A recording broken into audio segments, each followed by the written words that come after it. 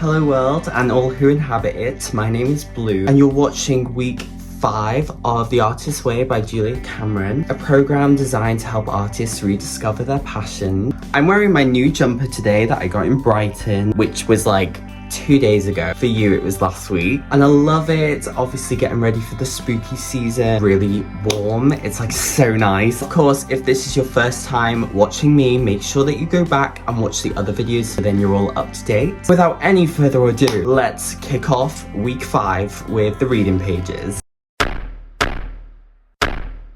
So this week, for week 5, we are recovering a sense of possibility, and it really digs into the ways we limit ourselves as creatives and how we can begin opening up to more abundance and opportunity. So the first big idea that we're confronted with is limits. Often, one of the hardest barriers to creativity is the belief that there isn't enough. Not enough money, not enough time, not enough energy, not enough talent. This mindset makes us stingy with ourselves, and in turn, it blocks us from receiving and even noticing opportunities. Like we only get one very limited portion. But in reality, the creative spirit is abundant. When we stop acting as if we're scraping by and we start to trust that there is more available, we then start to free ourselves from risks, and then we grow. This abundance shows up in what Cameron calls finding the river. When we begin to listen inwardly through tools like the morning pages, we then tune into the guidance and synchronicity. Instead of muscling through with control, we start to let things flow. She then actually gives examples of people who, once they loosened their grip on control, suddenly found themselves surrounded by inspiration and new possibilities. The blank canvas of their life, once barren, then started to fill up with colour. Another key section this week is called the virtue trap. It's how we often hide behind being good, too responsible, too self-sacrificing, too reliable, in ways that we actually block our creativity. We may tell ourselves that we're being virtuous by working extra hard, taking care of everyone else, doing the most sensible thing, but what you're actually doing there is avoiding your art. This is what Cameron calls spiritual constipation. We're stuffed with unexpressed creativity because we're too busy trying to be good. She then asks a very important question. Are you being self-destructive? Not in like obvious ways like addiction, but in the subtle way of depriving yourself of joy, spontaneity, or risk. The truth is, pursuing our creativity often looks selfish from the outside, but really it's just an essential part of being whole. This chapter also gives us some practical tools to break out of limits and scarcity. One of them being the virtue trap quiz. These are just questions. I will list the questions here, but they're just questions to help you notice whether you're living your life for yourself or through other people. Forbidden joys is another one. It's just a list of very small, fun things that you'd love to do, but you never actually let yourself do them. And then there's the wish list. Just writing down 20 wishes that you have as fast as you can to tap into what you secretly want without censoring yourself. These exercises are about reconnecting with what feels exciting instead of what feels dutiful. So, recovering a sense of possibility. It means shifting from scarcity to abundance, from control to flow, from virtue traps to authentic joy. It's about reminding ourselves that there is so much more available than what we think, and that making space for your creativity isn't selfish, it's actually essential. This week's invitation is to just loosen your grip, let things flow a little, dare to write down what you actually want, even if it feels silly or impossible. Hi everyone, I'm feeling a little bit under the weather today. My sinuses are acting up. Just want to stick garlic cloves in my nostrils. Not fun that time of year, isn't it? That happens sooner or later. But despite my temporary illness, I will do the task. The first exercise asks you to be really honest about your doubts. Instead of pretending to believe that things work out, trying to list the reasons that I don't. And I think the idea is that by getting those grievances out of your head, you're able to release that and to start letting them go. So I've collected my 5 biggest grievances. Sometimes I tend to sugarcoat the negative things because I fear that if I'm being direct and I'm being honest, I'm actually affirming that belief. Affirmations and, core negative beliefs and all that. And I think it's important to be very blunt with this task. It's being honest, and when we can acknowledge honesty, we can then start to heal from those things. My first one is that sometimes I feel no matter how hard I work, the opportunities don't seem to come. Hard work is different for everyone. Someone else's idea of hard work could be extremely different to someone else's idea of hard work. I don't always feel like there are opportunities that come along that assist that work. Secondly, I see other people with connections and resources that get ahead so easily. It makes me think, well, you know, does effort even matter? Is it just about being lucky? About being in the right place at the right time? My next grievance is that I feel like I've been let down by timing and by people and situations. Because of that, I struggle to trust that there are things lined up for me. Sometimes I also feel like the universe is very random, like it rewards luck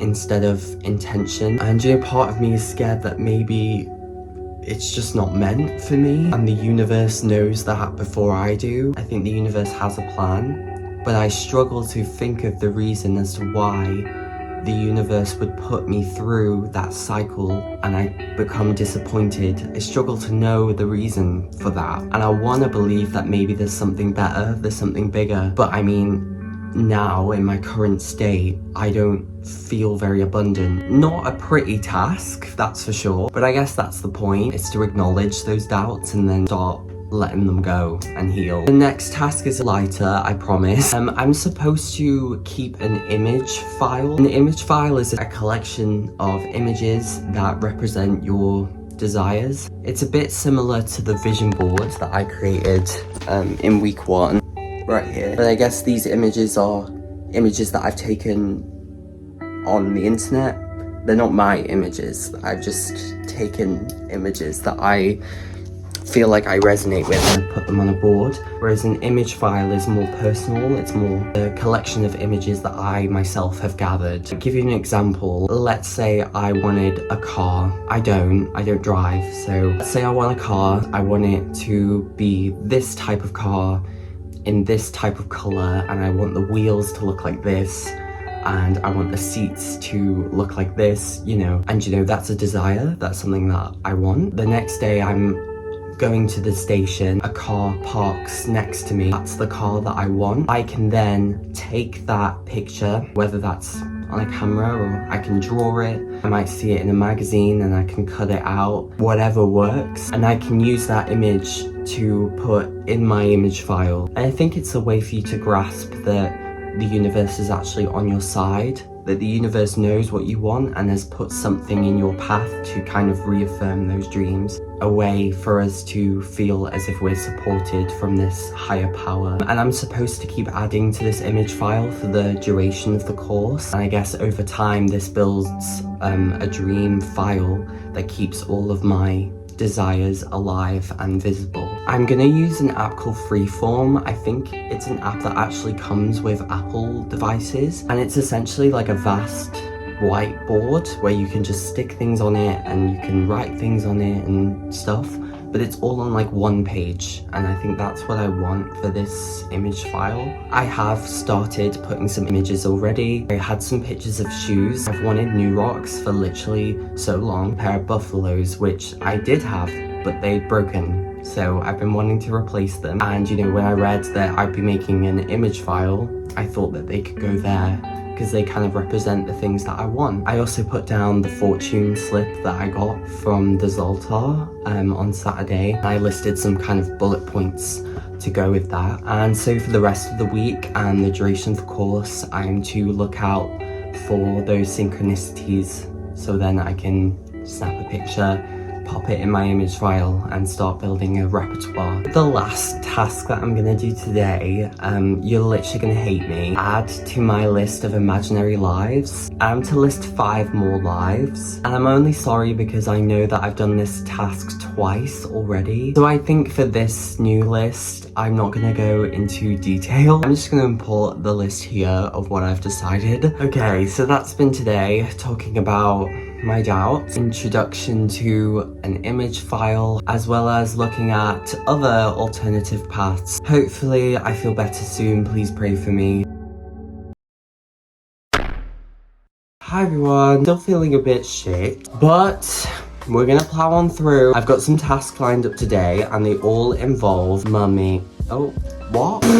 Money. If you were at different ages, how would you spend your money? The first one being 20 years old. Now, I'm 22, so I'm, you know, it's around this age. I definitely go on holiday. I've not been on vacation, like a proper vacation, in about almost 3 years. I went to Amsterdam, like 2 Januaries ago, and it was a great time. Something I was always told is that if you're ever in a position where you have a large sum of money, the best thing you can do with that money is invest it. I would probably invest into studio hire. The shit part about it is like you have to keep doing it. Like it should be like a weekly thing that you do, because then you're kind of building up your reputation. If I had a large sum of money, I would contact a studio and say, hi, I would like this slot every single week for the rest of the year. Then I can have that year to build.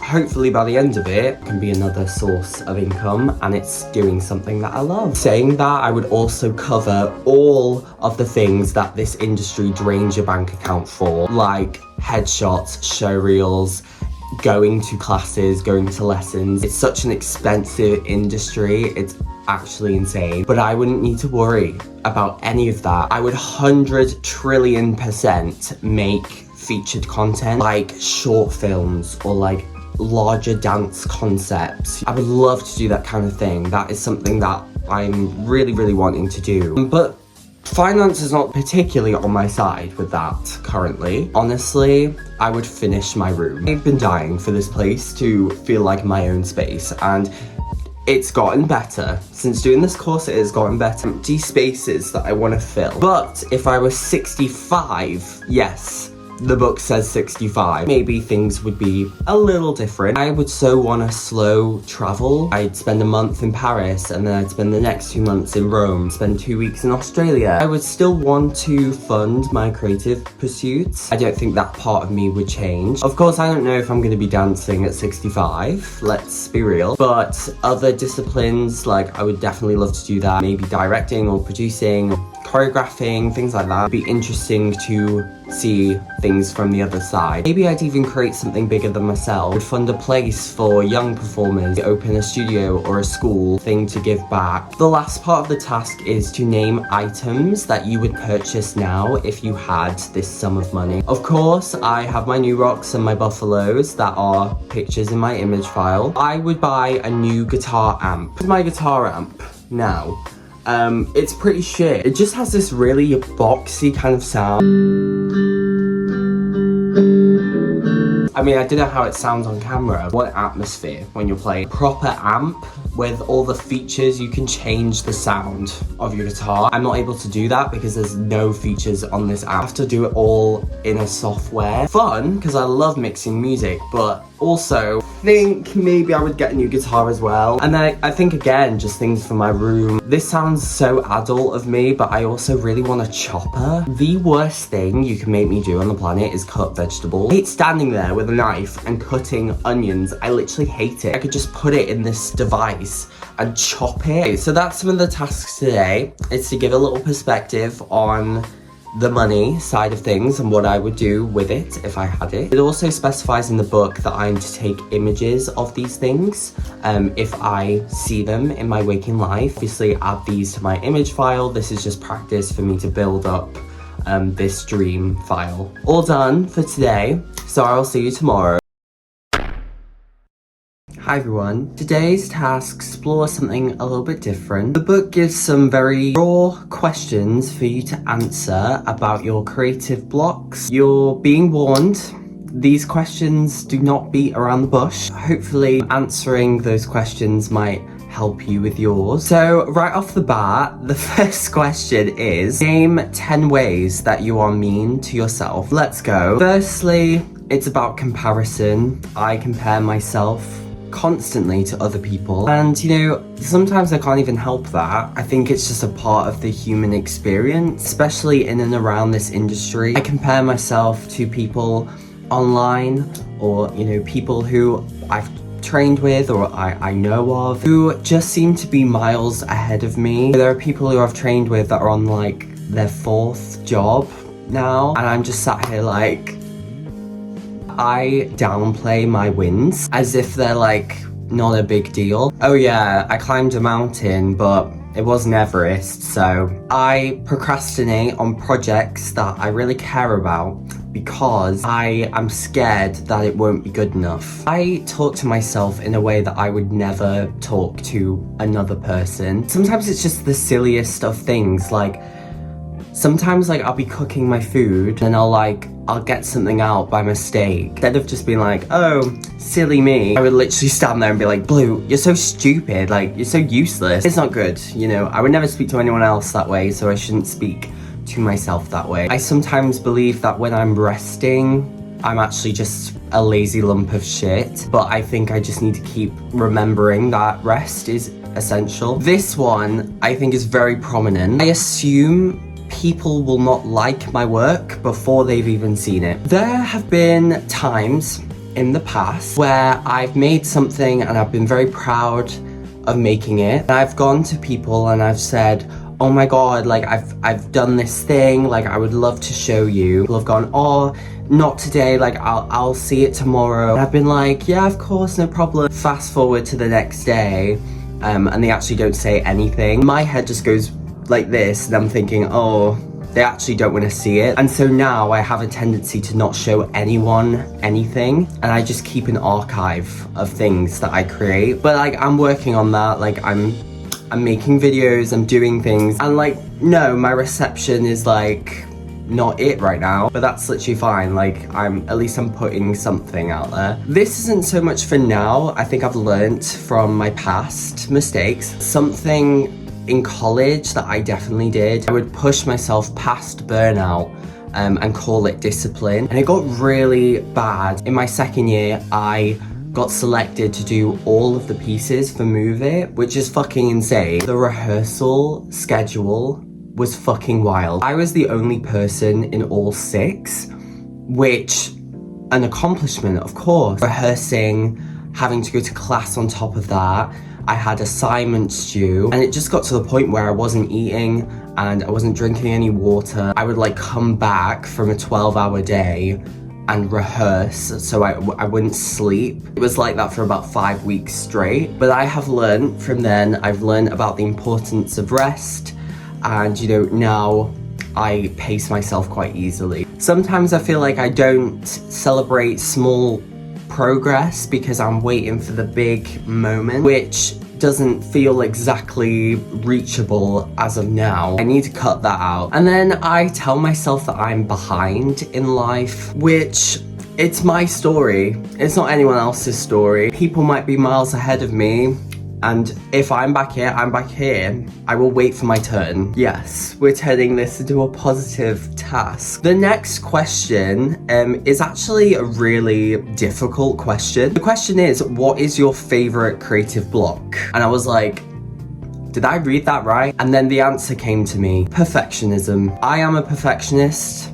I'm proud to say that I'm a perfectionist. I care very deeply about projects and things that I've invested a lot of time and effort into. So I want to make sure that the result is the best it can possibly be. And it's sneaky because it feels productive, like I'm just raising my standards, but actually it's stopping me from finishing things. Using your creative block, I then have to draw a cartoon of me indulging in it. So I'm gonna do the drawing like a little bit later on because I need to go to work. But on the top of my head, if I had to draw it, I would do a cartoon version of me, probably sat on the floor, let's be real, hunched over, surrounded by like crumpled pieces of paper. I'm obviously listening to music while doing that, and I feel like I'm focusing on like one tiny little detail on like a sheet of paper while like the whole project just sits unfinished. My hair is like probably on fire, and my trigger word is maybe we just so it's probably me doing all that. There have been a few times where I felt like CJ and Jacob like I've wanted to literally strangle me. When like we're making projects and like we're editing or we're doing something, maybe if we, and I feel like every time I say it they go, hey, that's just who I am, sorry. The book also asks, what is the payoff for being blocked? This one stings. My payoff for being blocked is safety. If I never finish it, nobody can judge it. If I don't post it, no one can say anything about it. And I do that to avoid the risk of rejection. But I'm also avoiding the chance for success. It's comfortable, but that's the trap. The book then asks, who do you blame for that? Sometimes I tell myself, it's the algorithm, it's the industry, it's agents. But I think down to the root of it, the biggest block is me. Other people might influence things, other people might do and say things that rock me in a certain way, but at the end of the day, my creativity is my responsibility. That is literally all the tasks for this week. If you're watching this and some of it resonated, then we are not alone in this world. So the only thing I've got left to do is my artist day, which is going to be on Saturday. Stay tuned.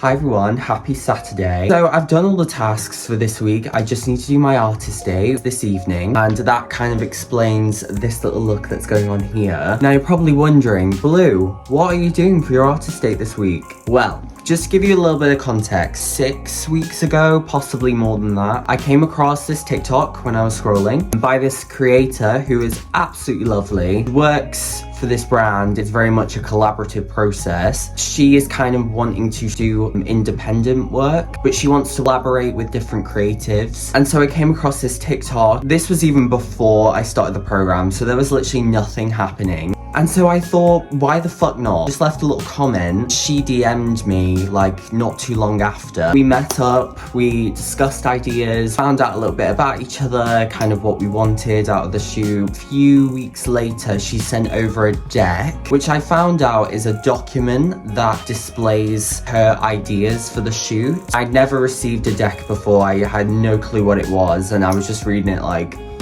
oh. And the deck she sent over, I absolutely loved. I said, yes, I'm so down for this. Then fast forward to today, we're doing the shoot this evening. Kind of funny, so I was like, oh, like, do you want me to do hair and makeup? But she was like, I used to be a makeup artist, like, I would love to do the makeup on you. And I thought, yeah, that's completely fine. And she said, oh, but could you do hair? Of course I'll do hair. These are like the images that were in the deck, and I looked at it and I thought, I'm not a hairstylist, but I actually think I've done an alright job. It's literally 3 o'clock and our shoot is like 5:30. I can't lie, I'm very nervous. Just because I'm not a model. Closest thing I've had to a shoot is like getting my headshots done. But like, headshots, you're literally just doing this. This is like a concept. I'm wearing a costume, we're doing it in the forest. She wants to include like the dance element as well. That makes me a bit nervous, but it's exciting. Like, I'm incredibly excited. Who knows, I might do this shoot and go, that's it, I'm a model. So yes, it's time to leave you now, I guess. Oh, I'm so nervous. But it's a great opportunity. I'm really excited. Let's do it. Oh.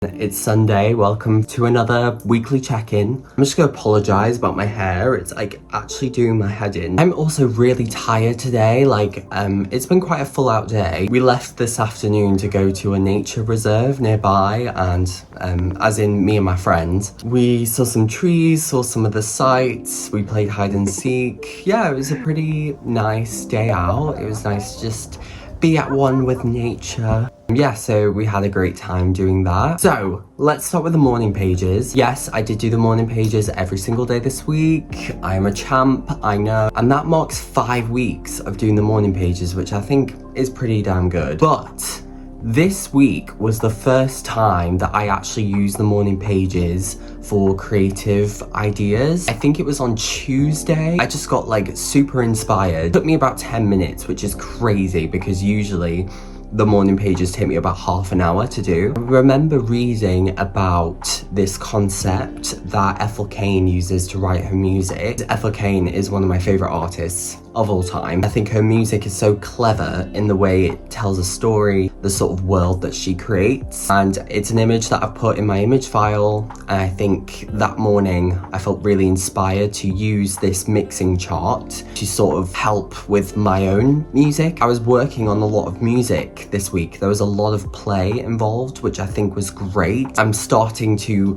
feel the benefits of the morning pages. Unfortunately, this was not the case for every single day this week, but that is still an improvement. Hopefully this is the start of a shift to a more creative mindset in the morning. You would have seen from my artist day that I had a photo shoot with some people who I collaborated with from the internet, and it was a really good shoot. As soon as I get the pictures, I will pop them on here, I promise. When I met with them, like, they did my makeup, which looked stunning, by the way. Really went with the hairstyle and the kind of vibe that we were going for. I tried on some of the clothes, and then we drove to a forest and we took pictures in the dark, in a dark forest, with Ethel Cain playing. It was kind of a dream, actually. Really excited to see the results. It was a really good experience. The shoot was about 3 hours, so it was definitely over the 2-hour mark. It is something that goes for my creativity, and it's trying something new. You know, I'm not a model. No, I didn't do it alone. So apart from that guideline, it kind of worked. Generally,